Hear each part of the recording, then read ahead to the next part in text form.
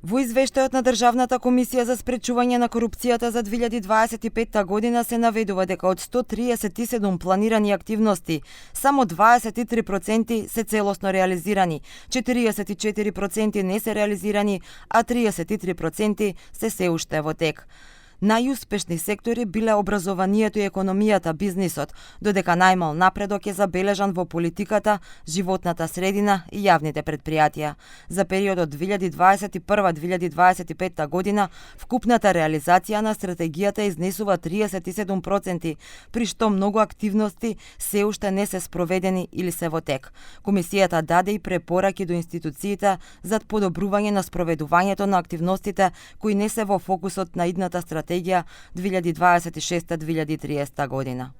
Во текот на 2025 година се преземенени за активности за зајакнување на интегритетот, вклучувајќи развој на политики, обуки и воспоставување алатки за мониторинг, но и покрај тоа, дел од институциите се уште функционираат на ниво на формална усогласеност без суштинска примена во секојдневната работа.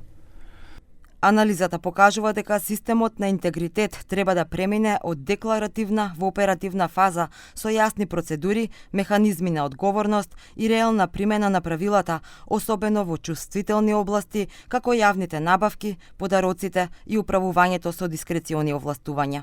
Според податоците, се забележува зголемување на бројот на институции кои учествуваат во процесот, но се уште постојат значајни слабости, како недоволна интеграција на антикорупцијските политики во секојдневните процеси и недостиг на системски мониторинг и контрола.